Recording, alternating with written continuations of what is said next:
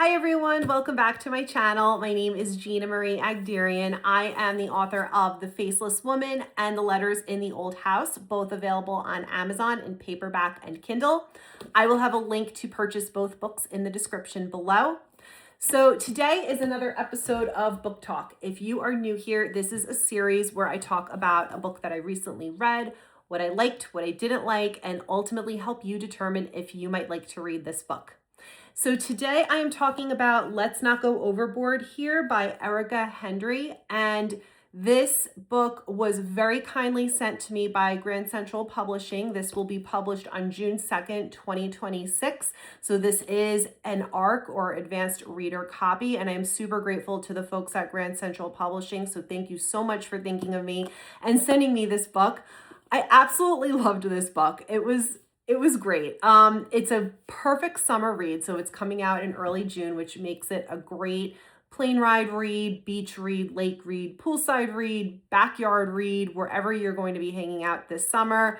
Take this book with you. I am giving it a 4.5 out of 5, rounded up to a 5 on Goodreads. I really, really enjoyed this book. It's very funny. It actually reminds me a little bit of Emily Henry's banter in the way that the main character banters back and forth. So if you are a fan of Emily Henry, you will love Erica Hendry.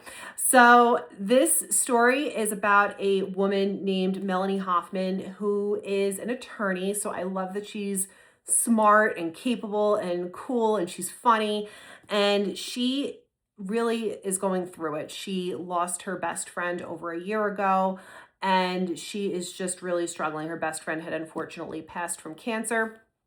And her friend, Vish, decides to invite Melanie on a last minute yacht trip in Greece. And Melanie is just like, okay, I'll go. So they go together and a bunch of really weird things start happening. A woman disappears off the yacht and everybody's telling Melanie that, no, it's fine. Like, she does this all the time. She disappears, and Melanie listens to her gut and says, something's not right. So it's a bit of a whodunit, but it's like a beach read whodunit. So interesting, and it moves, and it's fun, and I really enjoyed it.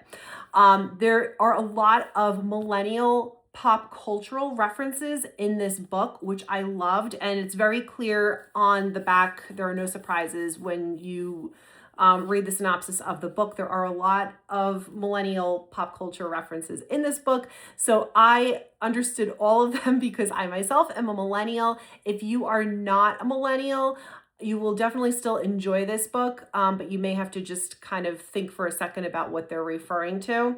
If you're a reality TV fan, you will absolutely love this too, because there are a lot of housewives references in this book, as well as other reality television shows. So it was definitely a fun spin on a whodunit, while also keeping the writing really fast and fun and fresh and interesting. And just creating really interesting characters. I felt that the characters were more complex in this story than they would normally be in a quick beach read. So that was something I really appreciated. One small detail that kind of dragged the book slightly in certain parts, but it was not a huge deal, is that there's a lot of internal dialogue with Melanie. Melanie has a lot going on in her head, as we all do. And there was a lot of it sometimes that it was a little bit distracting from the plot. So I know that may be bothersome for some people. Not a huge deal if I'm really being nitpicky, but overall would absolutely recommend this book to take wherever you are going this summer, especially if you're a millennial and you enjoy our Mary-Kate and Ashley Olsen pop culture references. We Solve Any Crime by Dinner Time. If you grew up with that, you know what I'm talking about. So anyway, grab this book when it comes out on June 2nd, 2026. Let's Not Go Overboard here by Erica Hendry. Once again, thank you so much to the folks at Grand Central Publishing for thinking of me and sending me this book. When it is published, of course, let me know in the comments if you read it and what you thought about it, or if you're putting it on your TBR. And as always, guys, happy reading.